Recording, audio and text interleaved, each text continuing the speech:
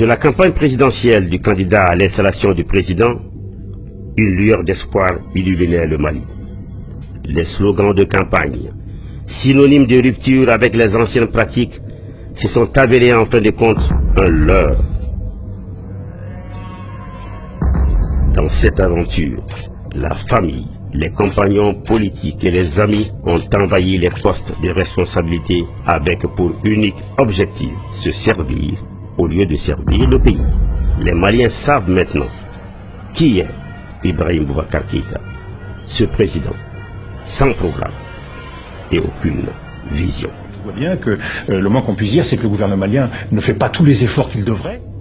L'homme qui n'a qu'une seule parole, le Kankele Tigui, n'est en fin de compte que le Kontama Tigui, l'homme aux multiples paroles. Ceux qui veulent la paix négocieront sans armes avec le gouvernement du Mali. Aucun rebelle ne saurait se hisser à ma hauteur pour discuter d'égal à égal. Cela n'est admis nulle part et cela ne sera pas admis par le gouvernement du Mali, par le président du Mali que je suis. Et plus que jamais, j'y crois. Ce processus a été conduit de main de maître par une équipe de patriotes, de dignes fils de ce pays. Mais même mieux, le président Keïta serait mieux inspiré de retirer ce document-là du circuit. Si je le fais, je trahirais mon pays et la signature de mon pays. Je ne le ferai pas. J'ai décidé, en toute responsabilité, de surseoir à l'organisation d'un référendum sur la révision constitutionnelle. Nous n'avons pas le mérite d'avoir élaboré et fait voter la 2015-052 du 18 décembre. C'était dû. Nous nous efforcerons pour notre part d'en tenir compte dans la mise en place du gouvernement à venir. Inch'Allah.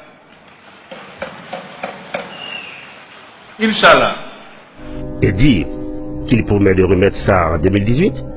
Est-ce que vous avez l'intention de vous présenter pour un nouveau mandat pour réaliser ce que vous n'avez pas pu réaliser dans votre première... Ami, que je réserve cette question. En tant que croyant, je m'en remettrai à Allah subhanahu wa ta'ala. Sa volonté sera faite. Merci de ces... Si c'est cela la volonté d'Allah subhanahu wa ta'ala, je ne me soustrairai pas, encore une fois. Aussi bien qu'à l'intérieur du Mali qu'à l'extérieur, IBK est décrié. IBK est accusé.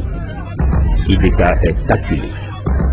Aujourd'hui, au regard de l'extrême déception et à l'allure où s'enchaînent les événements, l'après-IBK nécessitera beaucoup de talent, beaucoup de travail, beaucoup d'abnégation pour redresser un pays déjà en lambeaux.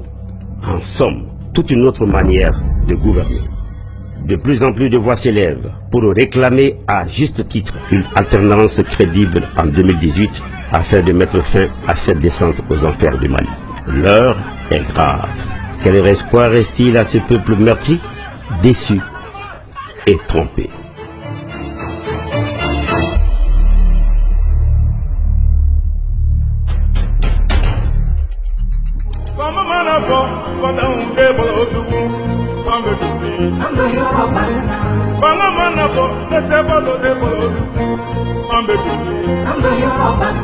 Sigi maname, sonigi na donuno, ambedomi.